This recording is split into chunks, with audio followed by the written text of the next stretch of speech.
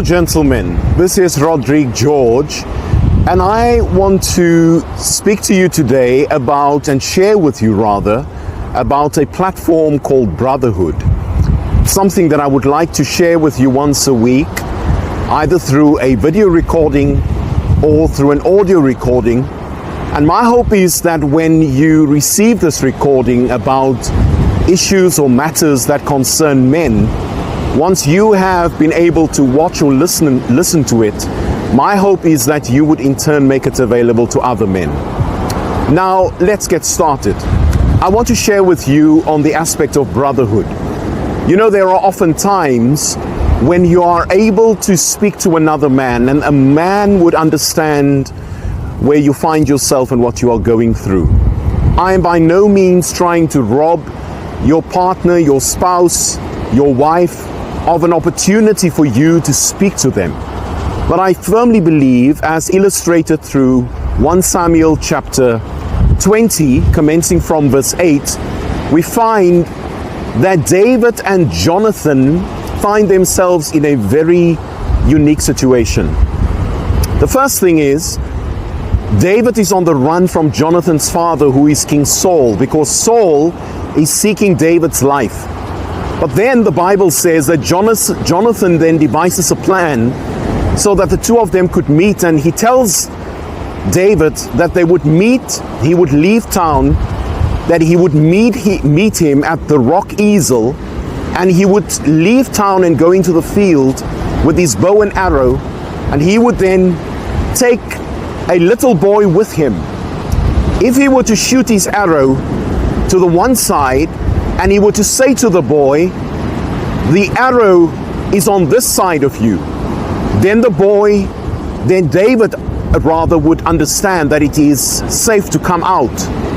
If, however, he were to shoot the arrow to the other side, and he were to say to the boy, the arrow is beyond you, then David should know that there is trouble, that there's danger, and he needs to get out of the way as quickly as possible. It's interesting, when he eventually did that and they met and he took this little boy with him, the Bible says as he shot the arrow to the one side, and he said to the boy, the arrow is on this side of you, the Bible says that the boy didn't quite understand what he meant. But then the Bible says, yet David and Jonathan understood.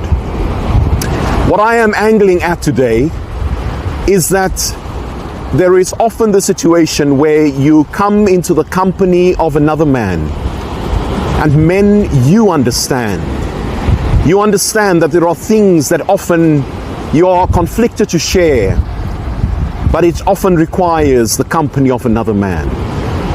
And once again, I want to say this: there cannot be any substitute to entrust and to share and to confide in your partner about whatever it is that is troubling. Eventually, the Bible says, when they eventually met, when David came out, he fell to his knees, he bowed before Jonathan thrice, and then the Bible says they actually embraced each other, they kissed one another, and they wept bitterly. But the Bible says David actually wept the most. There are a few things that I want to share with you very quickly. Number one, maybe you have been burned, you've been scorned in the past, and you don't know whom to trust. Maybe you find yourself not wanting to share with another because you have been betrayed. Then I want to say to you, maybe this is your rock Ezel, your Ezel moment, where you need to come from behind the rock in order for you to share with another about the things. Maybe it could be things that you are thinking, contemplating on doing, but you need someone to serve as a sounding board. Maybe what you need to share is something where you need the input of another in order for you to be able to launch that particular thing. But then on the other side, when he shot the arrow to the other side, he said, the arrow is beyond you. And maybe at this very moment you are dealing with something that is beyond you. something that is very difficult. Maybe you don't know how to come out and share it with someone. But my friend, I want to say and encourage you today, maybe you need to use this opportunity to reach out to a brother whom when you share with him, I am certain will not judge you. Because you see, there has been a time in all of our lives, more than one time I'm certain, where we have also been ashamed, where we have often needed to speak to someone about something that was troubling us. But you see, the other thing that I would like to share with you is that David also shares, the Bible says that he wept. Actually, it says he wept the most. There comes a time in every man's life when we need to be vulnerable, where we need to become vulnerable to ourselves, where we also need to become vulnerable to others, and also by listening to others. My prayer is that you would use this opportunity. But can I also say this, more than becoming vulnerable to another person, that you would become vulnerable to the Lord. Whatever is troubling, I pray that as you reach out to another brother, that you would also allow him to pray with you, and that he would entrust you into the care of the Lord, but that you yourself would reach out to the Lord, and that you would allow him to do the impossible for you.